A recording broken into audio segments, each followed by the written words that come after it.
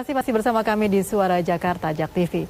Baik, Pak Mustaqim tadi sebutkan Pak Agung bahwa transportasi menyumbang polusi terbesar di kota Jakarta. Nah, dalam hal ini kira-kira apa nih yang harus dilakukan dalam waktu yang sangat dekat dan mungkin paling cepat gitu untuk mengatasi hal ini? Ya, sebenarnya sih bukan cuma transportasi ya. Karena plastik juga termasuk penyumbang juga gitu. Kemudian pemukiman itu juga penyumbang lumayan juga itu kan. Kemudian ada industri, kemudian ya PLTU juga. Ya, sebenarnya sekarang sudah beralih dari batu bara ke gas gitu kan.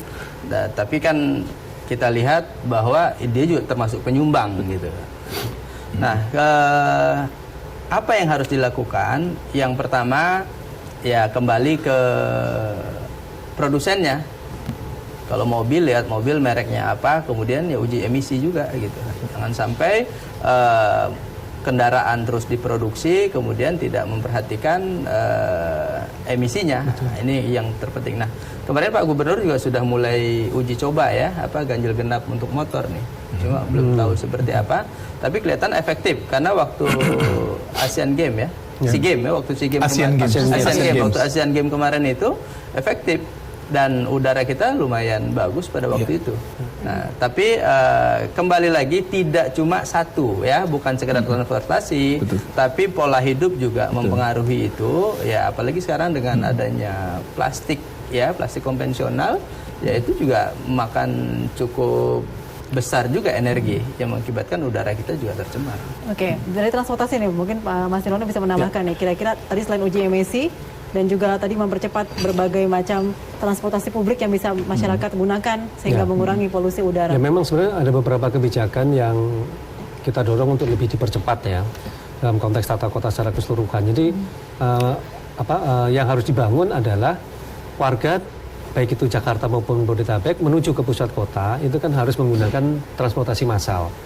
Nah, berarti kan harus ada integrasi dari pinggiran ke tempat terdekat sebenarnya, dekat transportasi massal, baru dari situ mereka naik transportasi massal ke pusat kota. Nah, ini kuncinya integrasi ini tidak hanya fisik tapi juga sistem, ya kan, mulai dari tiket, harga itu juga harus disatukan gitu ya. Jangan sampai gonta-ganti angkutan umum tapi baria juga harus bolak-balik double gitu kan, otomatis orang akan berpikir ulang dibandingkan dia harus naik motor dari rumah langsung ke tempat kerja. Jadi integrasi angkutan massal.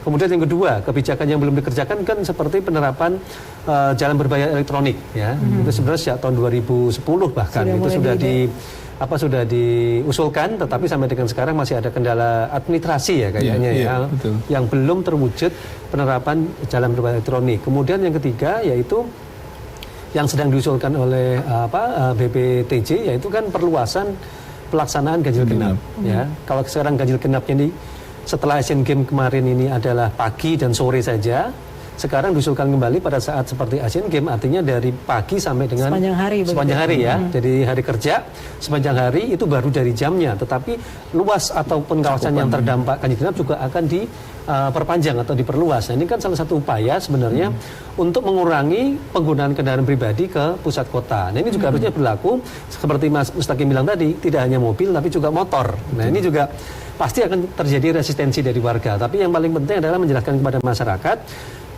resiko dan konsekuensinya dari kebijakan yang akan diambil, yang garis besarnya adalah tujuannya menekan atau mengurangi pencemaran udara secara signifikan. Jadi ada langkah-langkah yang memang harus dilakukan oleh pemerintah DKI yang tujuan utamanya adalah menciptakan udara Jakarta yang lebih sehat. Nah, tadi langkah-langkah Pemprov DKI nih, Mas Agung, mungkin masyarakat juga menunggu kira-kira nanti seperti apa sih, misalnya tadi ya, Mas Agung sudah melontarkan akan ada uji emisi. Seperti apa nanti pelaksanaannya? Nah, ini mungkin pemilik kendaraan bermotor warga Jakarta juga ingin tahu. Oke, baik Mbak Vela. Terkait dengan uji emisi, kami sebenarnya dari Dinas Lingkungan Hidup sudah mulai bergerak dari tahun sekitar 2007 mungkin. 2007 berlanjut lagi Langit Biru waktu itu, program Langit Biru gitu. Kemudian berlanjut sekarang gitu. Sampai kami di 2017 akhirnya lebih concern lagi setelah kami bergabung menjadi Dinas Lingkungan Hidup. Jadi yang ke depan harapannya adalah terkait dengan uji emisi ini kita kaitkan dengan suatu jenis perizinan tertentu sebenarnya, Mbak Sela. contohnya misalkan yang pertama itu opsinya adalah terkait dengan lulus uji emisi ini sebagai salah satu persyaratan untuk perpanjangan pajak kendaraan bermotor. Satu opsi itu seperti. Opsi kedua adalah bagaimana agar perbedaan tarif parkir yang dilakukan bagi kendaraan yang sudah lulus uji emisi maupun yang belum. Jadi kalau dia yang sudah lulus uji emisi dengan tarif normal, tapi dia yang tidak lulus uji emisi dia dengan tarif yang lebih tinggi. Seperti itu. Itu yang bisa yang ke depan, yang opsi-opsi itu akan kita jalankan seperti itu, Mbak. Oke, nanti lulus uji emisi itu yang mungkin lebih spesifik begitu ya. Iya. Kira-kira tuh nanti apakah juga berlaku untuk kendaraan tahun berapa? Begitu akan juga diberlakukan seperti di negara tetangga kan ada maksimal umur kendaraan bermotor betul. 10 tahun misalnya begitu. Apakah ini juga akan diberlakukan di Jakarta? Mengenai usia kendaraan sebenarnya sudah diatur di Perda 5 tahun 2014 tentang transportasi. Jadi di situ diamankan cuma baru untuk kendaraan umum, Mbak Sela. Jadi 10 tahun di situ disebutkan. Tapi untuk kendaraan pribadi memang belum diatur gitu. Tapi kami melihat bahwa yang penting adalah bagaimana masyarakat ini bisa melakukan perawatan terhadap kendaraan bermotor yang mereka gitu. Ada juga kami temukan di lapangan itu kendaraan-kendaraan yang dia sudah berumur gitu, tapi kondisi emisinya sangat baik, karena dirawat oleh sang pemilik gitu. Ada juga yang masih baru gitu, sekitar 2-3 tahun ternyata emisinya kurang baik, seperti itu. Artinya yang jadi parameter adalah baseline kita adalah uji emisi ini gitu, gimana dia bisa memenuhi ambang batas yang ditetapkan seperti itu. Oke, baik. Kita masih akan melanjutkan di bagian berikutnya dan kita juga pengen tahu kira-kira dari segi warga Jakarta sendiri apa sih yang bisa dilakukan selain tadi menunggu berbagai kebijakan Pemprov DKI Jakarta. Kami akan bersama Anda sesaat lagi.